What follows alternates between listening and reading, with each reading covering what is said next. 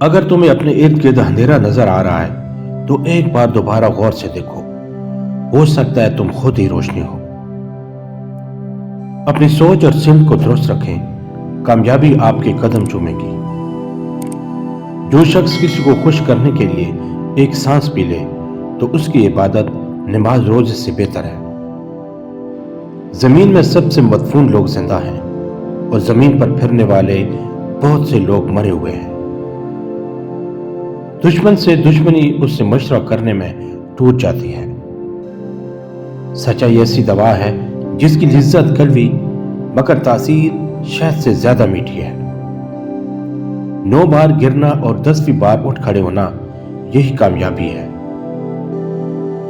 ہم یہ جانتے ہیں ہم کیا ہیں، لیکن ہم یہ نہیں جانتے ہم کیا بن سکتے ہیں۔ میں آپ کو کامیابی کا طریقہ تو نہیں بتا سکتا، لیکن میں آپ کو ناکامی کا طریقہ بتا سکتا ہوں۔ وہ ہے سب کو خوش کرنے کی کوشش کرنا۔ اگر کوئی یہ کوشش کرتا ہے کہ سب اسے اچھا سمجھیں تو وہ بے وقوفوں کا سردار ہے۔ اپنے دشمن کو ہمیشہ معاف کر دو، یہ اس کو سب سے زیادہ اذیت دے گی۔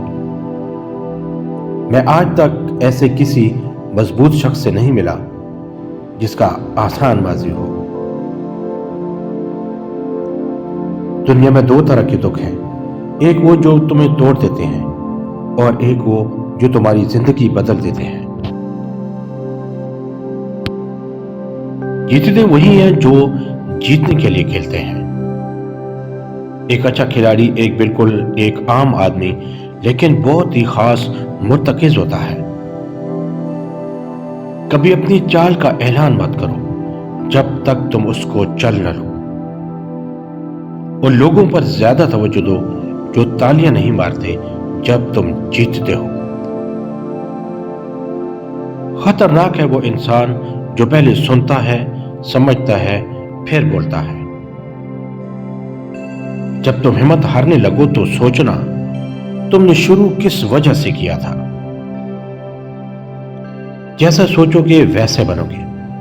تمہارا خیالات ہی تمہاری تقدیر ہے۔ اپنی آنکھیں کھولو اور دیکھو، کیا تم مطمئن ہو اس زندگی سے جو تم جی رہے ہو؟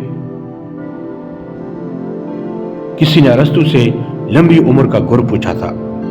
ارسطو نے جواب دیا، مایوس ہونا بند کر دو۔ پوچھنے والے نے پوچھا کیوں؟ ارسطو بولا، نا امیدی سے انسان کی عمر کم ہو جاتی ہے۔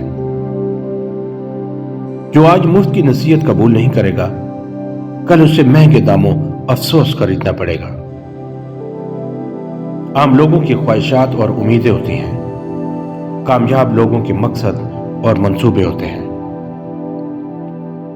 جب سقراط کو یونان کا سب سے عقل مند شخص قرار دیا گیا تو اس پر وہ بولا، جو سب سے زیادہ اپنی جہالت سے باخبر ہے وہی سب سے زیادہ عقل مند ہے۔